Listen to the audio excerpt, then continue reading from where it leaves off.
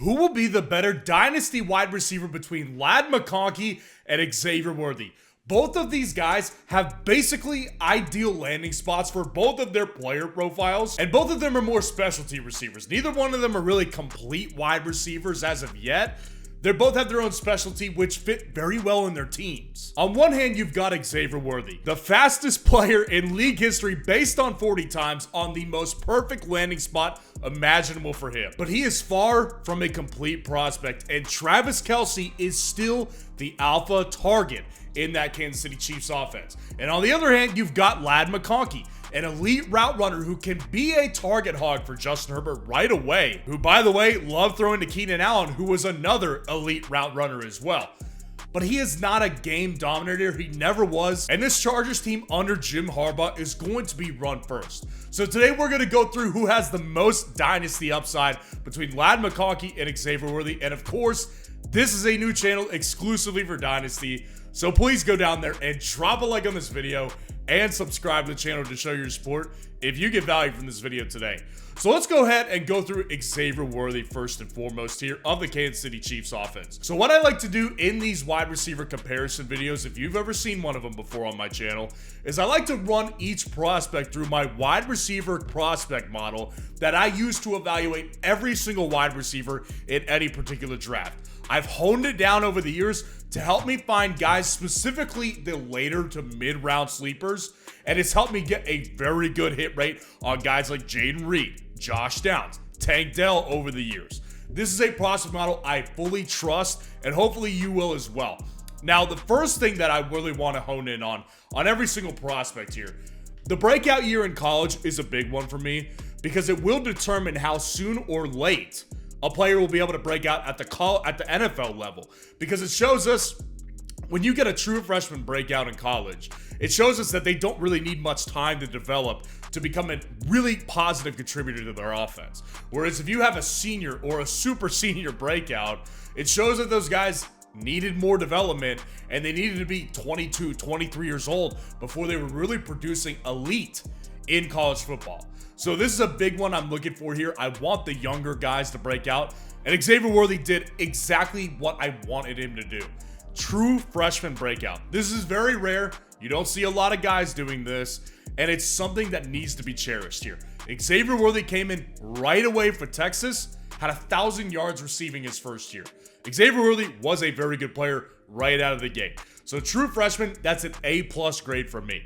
Now the film breakdown grade is easily the most important thing. There's no question what ranks in order of importance on my prospect profile. And the reason that you don't see many YouTubers that are in the dynasty niche talk about film breakdowns is because film is largely subjective. I understand what I deem as great film may not be what you deem as great film either. So there's always a discrepancy there that really doesn't get ironed out. Well, I have found very specific things that need to translate on film to be an NFL successful player. And that, of course, will translate to fantasy success. What I'm looking for here with these guys is how diverse of a route tree they were running in college. Could they go deep? Could they also go intermediate? Could they run the 15-yard slant routes? And could they go underneath? Or were they just primarily good at one thing? That factors in massively to what their film breakdown will be. And Xavier Worthy got a B grade for me because he primarily is a deep threat, and we'll get into that a little bit more later. The 2023 target share, that's the next thing I'm looking for. And the reason I like to look at the 2023 season is because theoretically, your last season as a college player should have been your best. So I want to isolate the most recent season in college. So last year it would have been the 2022 season, right, for those prospects. The 2023 target share is going to determine how important you were to your offense. And Xavier Worthy was very important. 25.1% college target share in 2023. That's an A- grade right here. And again, it is even more impressive to me when you factor in there was Adonai Mitchell in this offense. There was Jatavian Sanders in this offense. There was even Jonathan Brooks getting reception duties while he was playing. So Xavier Worthy getting this level of a target share is very impressive, should not be overlooked. And the last thing that matters here is the NFL draft capital attached to these guys. And obviously the reason this matters, I think, is pretty obvious. A first round pick is going to have a much longer leash than a 5th round pick. A 5th rounder could be cut before they even get to the actual NFL games. A 1st rounder, unless you do something horrifically wrong, you're not going to get cut for the first several years here. So Xavier Worthy, obviously 1st round pick. We don't need to worry about his leash at this time right now. But let's go ahead and hone back in on the film breakdown with Xavier Worthy. So there's no question to me or to anybody else watching this, Xavier Worthy has big play upside. That was what he did with the University of Texas. It's how he broke onto the scene his freshman year. He continued to do it his sophomore and his junior year with Texas as well. There's no doubt what the big play upside is here, so we don't need to discuss it much further. With Patrick Mahomes, that only gets better. It only gets more lethal in the Kansas City Chiefs offense with the best quarterback in football. Not only the best quarterback in football, but one of the best deep throwers in all of football here. So it only gets more lethal with Patrick Mahomes theoretically. And this guy has a profile on shorter routes, I would say, but it's not obviously his ideal thing. His ideal thing and his best thing is the deep targets. His shorter routes, he's one of those guys that could do wide receiver screens, little wide receiver crossers, like 2 yards up the field. And he could do well in those plays because if he gets some sort of cushion from the defense and he's got space to work with, he's obviously going to make stuff happen because he's so freaking fast. So that obviously is going to play a part here. But when I'm looking at this guy and I'm seeing him run slants over the middle, or even if I'm seeing him do like a 10-yard comeback route and he's got tight press coverage on him, that's where we see faults with Xavier Worthy's film profile here. Now, I did a video a couple months back. Earlier in the offseason, I went through and I discussed Tank Dell and why I believe Tank Dell, his 2023 season was historic, mainly because he was opening the door for smaller wide receivers. Tank Dell's 5'8", 160 pounds, basically. You never used to see wide receivers be even that relevant in fantasy football. He opened the door here. Xavier Worthy is taller, but he's also 160 pounds, basically. And you see those issues over the middle of the field because he gets the yips a lot and he doesn't want to get hit. So his hands are iffy a lot of times when he has tight press coverage because he senses guys around him and he knows he's smaller and just doesn't have the big body to protect himself hidden. Now at the moment, Xavier Worthy's best path right now to fantasy football success is the target uncertainty that is in Kansas City right now. So Rashee Rice, not only does he look like he's a risk to miss the majority of the 2024 season, he also looks, in my opinion, I haven't heard anything official, I think he's a risk to be cut at some point. More stuff will have to develop with his story in the offseason, but it has been a horrific offseason, obviously, for Rashee Rice in the 2024 offseason. So we'll have to see what their commitment level is to Rashee Rice. But he was obviously, when he's on the field, more of the target guy who could separate on a more consistent basis. And then Travis Kelce, yes, they just extended the guy, but this guy is 35 years old. He's in his mid-30s, basically. He's not going to last for more than 2 to 3 years realistically playing here. So at the very least, what he will be, Xavier Worthy, he'll be their best deep threat since Tyreek Hill. The best deep threat since Tyreek Hill.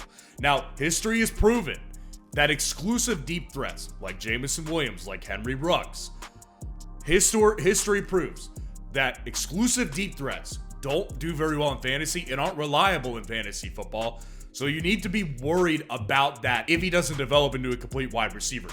Can he develop into a more complete guy? Get 7-8 targets per game? I have my doubts here. He's about as boom or bust as it gets in this 2024 Dynasty rookie class. Now let's move on to Ladd McConkey right now. So let's run him through the same prospect model right here, see where he lines up compared to Xavier Worthy. So Ladd McConkey, his breakout year was his redshirt sophomore year. Now, this is something I don't particularly love. Like, he's in this kind of middle zone to where it's like, yeah, it's better than a junior year breakout, but it's not officially a sophomore breakout since he redshirted. So, since he spent time with a college team, I would have preferred that this would have been a sophomore type of, a redshirt freshman type of breakout here. That's not the case. Redshirt sophomore is not bad, but it's not exactly what I'm looking for. So he needs to make up ground here in other spots. His film breakdown grade is the same as Xavier Worthy's. It's a B grade, but I will dive into this much deeper because I think there's a lot more to it in his film breakdown. Now, his 2023 target share was awful. And I want to preface it by saying he did miss several games. So he did not play all 12 games for Georgia, not including the playoff game. He did not play all their games this year. And that contributed to this target share, but it is bad either way. 8.1% target share. That's horrible. That's one of the worst I have seen from top 10 wide receivers in a Dynasty rookie class in like 5 to 10 years. It's horrible, his target share. That's a D- grade, basically bordering on F. I mean, that is a awful target share. Even when he missed multiple games, like I would have at least wanted to see like 13 to 14%. And this is a problem here. Definitely, you cannot ignore this low of a target share for Ladd McConkey.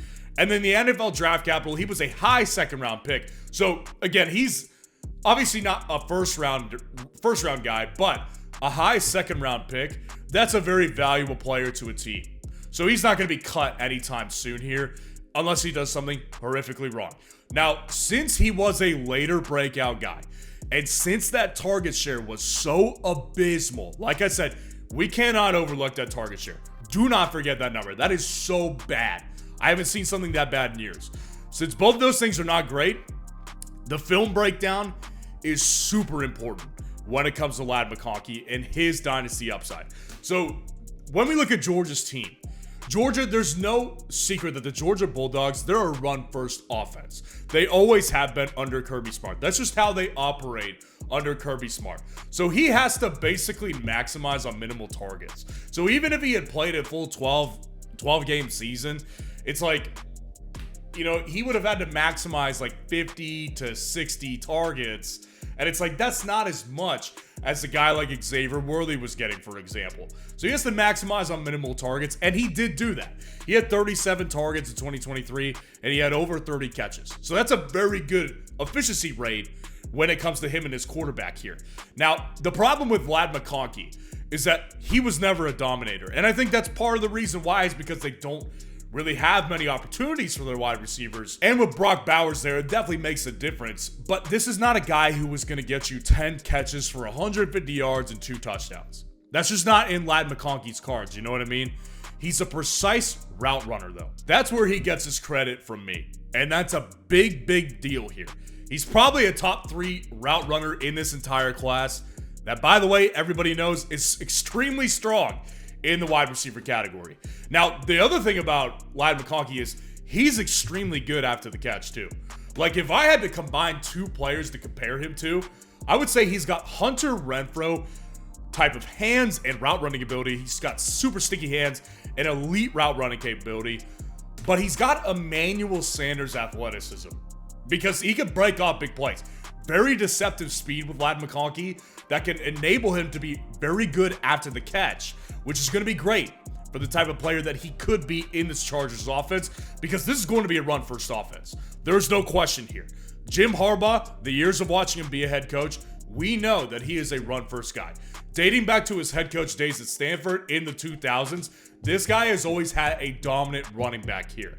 This is going to be a run-first offense that is going to maximize Justin Herbert's efficiency throwing the ball, but their goal here is to make Ladd McConkey the target guy. They want him to become the Keenan Allen. Now, again, the problem here is that he hasn't had as many big games as Keenan Allen has.